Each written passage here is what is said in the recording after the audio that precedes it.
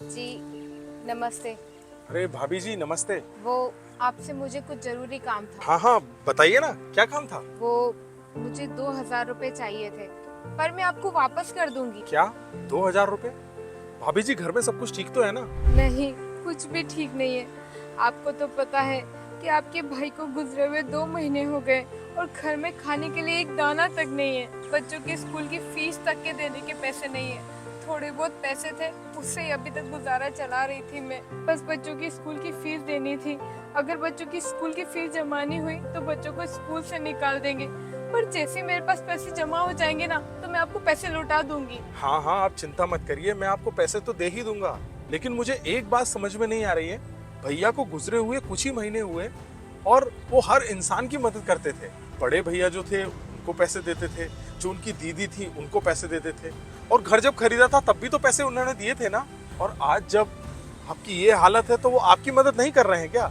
अब मैं क्या बताऊँ आपको, मेरे हस्बैंड के गुजर जाने के बाद मैं इस हालत में आ गई हूँ कि कोई भी हमारी मदद नहीं करना चाहता। सबसे पहले बड़े भैया को कॉल लगाया मदद के लिए, तो उन्होंने तो मुझे ब्लॉक कर दिया। अपने तो सिर्फ कहने के लिए होते हैं, जितना अपनों से लगाव लगाओगे ना, उतना ही वो गहरा दुख देते हैं। कोई मदद नहीं कर रहा है मेरी। बस एक आखिरी उम्मीद लगा के आई हूँ आपके पास, आप मेरी मदद कर दीजिए। अरे भाभी जी आप हाथ मत जोड़िए। पर मुझे एक बात समझ में नहीं आ रही है, आप तो इतने पढ़े लिखे हो, आप कहीं जॉब क्यों नहीं कर लेते? आपको क्या लगता है मैंने कहीं कोशिश नहीं की होगी?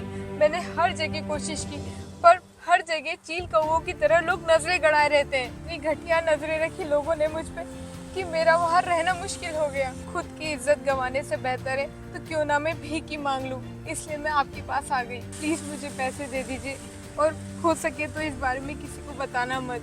आप चिंता मत करिए, मैं आपको पैसे दे दूंगा। लेकिन मुझे एक बात समझ में नहीं आ रही, भैया इतने अच्छे थे, वो सबकी मदद करते थे।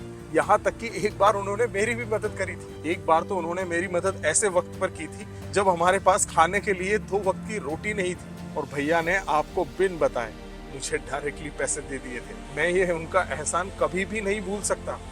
बस एक ही चीज का दुख है कि आपके परिवार की इतनी मदद करी उन्होंने, और आज वो लोग आपका साथ तक नहीं दे रहे हैं। शर्म आना चाहिए ऐसे रिश्तेदारों पर आप चिंता मत करिए, मैं आपको पैसे जरूर दूंगा।